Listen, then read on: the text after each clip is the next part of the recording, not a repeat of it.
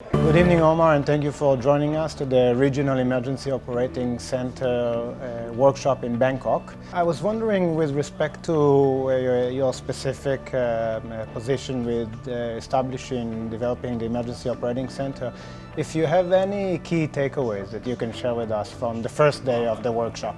Today has been a very eye-opening experience. First, we got confirmation to the things that we are doing, putting in place the soft measures, the standard operating procedures, the doctrines, and the plans.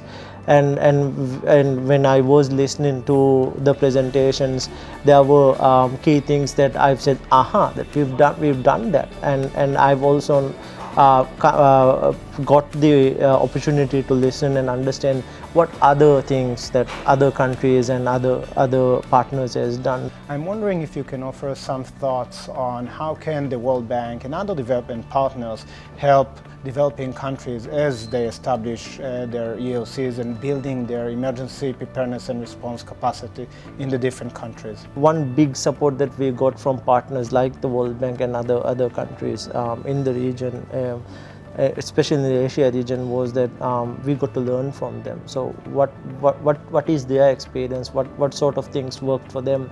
What sort of challenges they face? So that learning experience from others is really important. Learning those best practices and also helping us to get the necessary operating procedures, policy doctrines in place is also very easy for us to go and talk with other national stakeholders to say that now we need to roll this out. This is really crucial for us to have.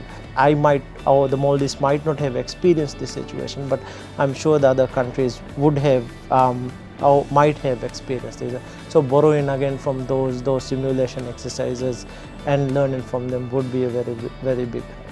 Absolutely. Well, Omar, thanks again for joining us this week. Thank you for spending the time to talk with me now, and looking forward for the rest of the workshop. Thank you, Lal. Same here as well.